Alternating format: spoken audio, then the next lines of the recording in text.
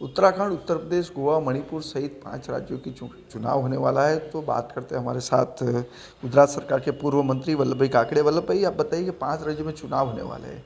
गुजरात के लोग भी बहुत सक्रिय है और भारतीय जनता पार्टी के लिए प्रतिष्ठा का जंग है। उत्तर प्रदेश में तो अभी बीजेपी की सरकार है, मणिपुर और दूसरे जो गोवा में भी बीजेपी के, पर बहुत इस बार बहुत फाइट है। पंजाब में बहुत कठिन भारतीय जनता पार्टी के लिए। आप क्या मानते हैं?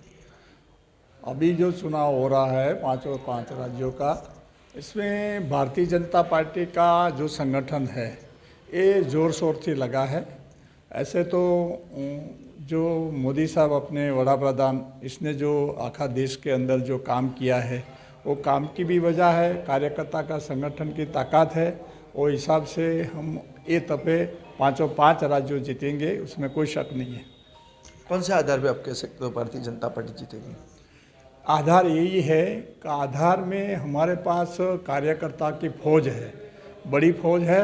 और जो विकास किया है हिंदुस्तान के अंदर, दरेक देश के अंदर, और पिछड़े लोगों का विकास किया है। भारतीय जनता पार्टी का जो विकास है वो छेवाड़ा मानवी तक पहुंचा है। उनका हिसाब से हम कह सकते हैं कि ये तबे हम 5 राज्यों में जीतेंगे। 5 राज्यों के चुनाव के परिणाम के बाद गुजरात का भी इलेक्शन जल्दी आ सकता है। आप क्या मानते हैं? आप तैयार हो? ये खाली बातें हैं। गुजरात का जो चुनाव आएंगे वो तो टाइम से आएंगे, लेकिन हम लोग को, हमारी पार्टी 5 राज्यों में तो तैयार है, गुजरात में तो पहले से ही तैयार है। लेकिन चुनाव आने का जो है वो तो उनका टाइम से आएंगे।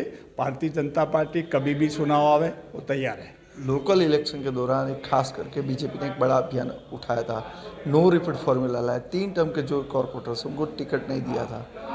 आप क्या मानते हैं?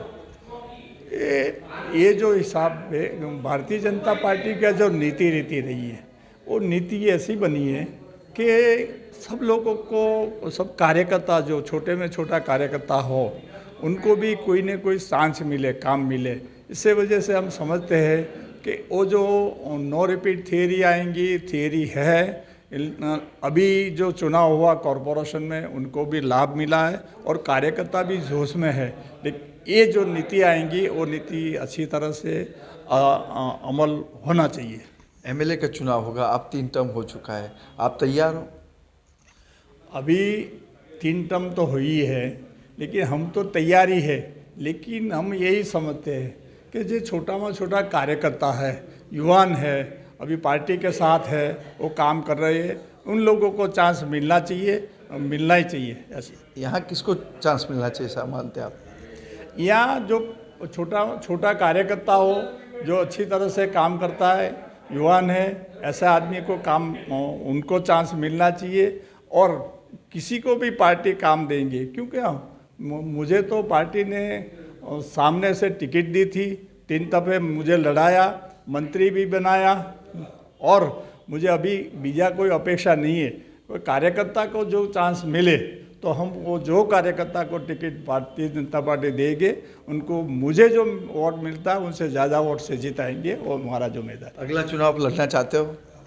पार्टी फर्ज पाड़ेंगे, पार्टी बोलेंगे आपको लड़ना है तो ना नहीं बोल सकते। बाकी पार्टी जिसको टिकट देंगे उनके साथ हम रहकर उनके खंभे बिठा के उनको चुना के लाएंगे। वल्लभ भाई, हमने पंचायत टीवी सोशल मीडिया में शुरू किया है, आपने सब्सक्राइब किया है, और दूसरे को भी आप बताइए।